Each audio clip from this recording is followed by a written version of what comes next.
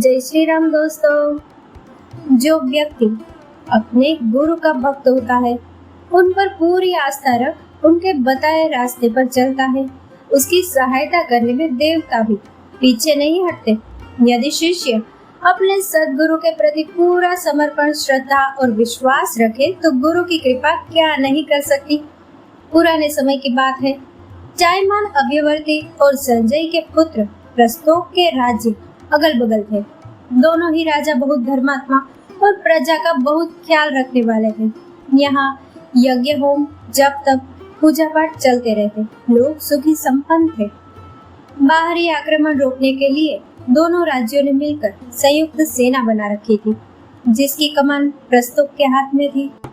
दोनों राजाओं का प्रसिद्धि, राज्यों की बढ़त और यहाँ के लोगों का सुख असुरों से देखा न गया। एक दिन असुरों ने इन पर आक्रमण कर दिया। दोनों राज्यों की एकजुट सेना होने के बावजूद असुर भारी पड़े। दोनों राजा हार गए।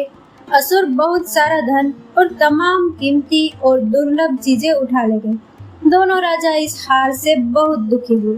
क्या किया जाए, किस तरह ताकतवर असुरों से बदला लिया जाए और अपनी धन दौलत के साथ गई इज्जत कैसे लौटे। बहुत सोचा, पर कोई रास्ता नहीं सूझ रहा था। सोचते सोचते उन्हें ध्यान में आया कि कुलगुरु भरद्वाज ऋषि के पास जाकर उनसे प्रार्थना की जाए। वे जरूर कोई रास्ता बताएंगे। गुरु चाह लेंगे, सहायता मिली तो हमारा मनोरथ जरूर पूरा होगा। महाराज अभ्यवर्ती और प्रस्तोक अगले ही दिन गुरु भरद्वाज ऋषि के पास पहुंचे। पाए लागी और अभिवादन तथा हालचाल पूछने बताने के बाद दोनों ने अपने ऊपर पहली बार पड़े संकट से निकलने का कोई रास्ता न सूझने के बाद बताई। दोनों ने कहा, गुरुजी, असुरों ने हमें बुरी तरह से हराया और सारा धन लूटकर खजाना खाली कर दिया। आप तो जानते ही हैं, हम सदा धर्म पर अड़िग रहते हैं, फिर भी हार गए। दोनों नरेशों ने दुखी होते हुए कहा, बहुत सोचने के बाद हम इस फैसले पर पहुंचे हैं कि अब आप जैसे गुरुजनों की कृपा के बिना इस समस्या का हल संभव नहीं। आप सहायक हो तभी हम अपने बली दुश्मनों को जीत सकते हैं। ऋषि भारद्वाज ने कहा, आप लोग चिंता न करें, निश्चिंत होकर घर जाएं। मैं आपकी इच्छा पूरी किए देता हूँ। थोड़ा समय लगेगा। दोनों राजा ऋषि को प्रणाम कर वापस लौट गए। भरद्वाज ने अपने बेटे पायु को बुलाकर कहा कि इन दोनों राजाओं को ऐसा बना दो कि इनका दुश्मन इन्हें कभी हरा न पाए। मैं भी इंद्रदेव से भी इन्हें सहायता देने के लिए प्रार्थना करूंगा। हृदयावर्ती और प्रस्तोक अपने अपने राज्यों में लौट आए, पर वे बहुत बेचैन और खिन्न थे। असुरों ने जिस तरह से उनकी इज्जत धूल में मिला दी थी, वह उनके दिल में तीर सा चुभ रहा था। दोनों राजाओं को यह खटका भी लग रहता था कि असुर दोबारा आक्रमण न कर दे और इससे भी ज्यादा तबाही मचाकर बचा खुचा धन न लूट ले जाए। गुरु महर्षि भरद्वाज की बात पर उन्हें विश्वास था, पर चिंता दूर नहीं हो पा रही थी। एक दिन इसी बारे में दोनों राजा मिलकर आपस में विचार कर रहे थे कि उन्हें एक ऋषि आते दिख पड़े। वह पायु ऋषि थे। प्रस्तोक प्रसन्न हुए। उनके मन में अपने घर पहली बार आए कुलगुरु पुत्र को भेंट देने की सूझी। संबर युद्ध में दुश्मन से जीती और छुपा कर रखी ढेर सारी दौलत उनके कदमों में रखकर प्रस्तोक बोले, आपके पूज्य पिता ने भरोसा दिया था, हमें पूरा विश्वास है, पर आप ही मन को चैन नहीं है। पायु ने कहा, घबराए नहीं, पिताजी ने इसलिए मुझे आपके पास भेजा है। मैं कल सुबह मंत्र शक्ति से आपके अस्त्रों और आपको इतना दिव्य बना दूंगा कि आपकी हार सपने में भी मुमकिन नहीं होगी।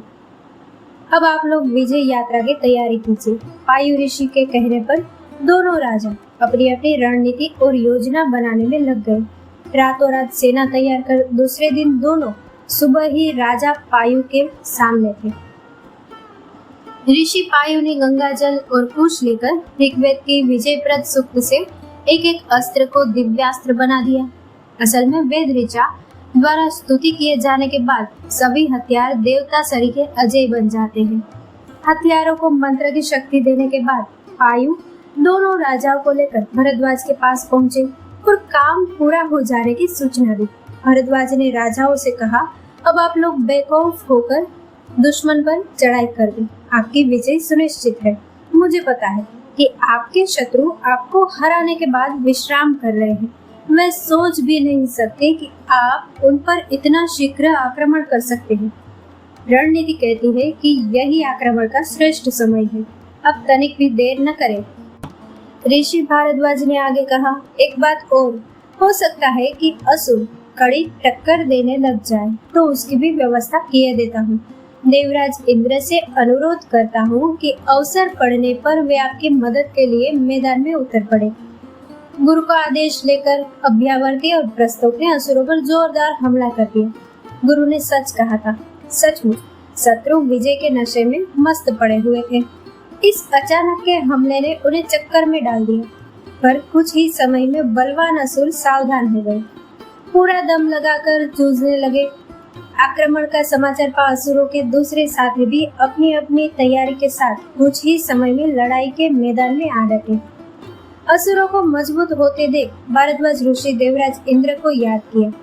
उन्होंने उनकी प्रार्थना की तो देवराज वहां पहुंच गए जहां असुरों से दोनों राजाओं की भयानक जंग जारी थी। असुरों को अचानक ही तैयारी करनी पड़ी थी, इसलिए उनके हथियारों के हमले चुकने लगे। उधर मंत्र से सिद्ध किए दिव्य हथियार अपना तेज दिखा ही रहे थे, और जब स्वयं देवराज पहुंच गए तो फिर पूछना ही क्या। असुरों का सफाया हो गया।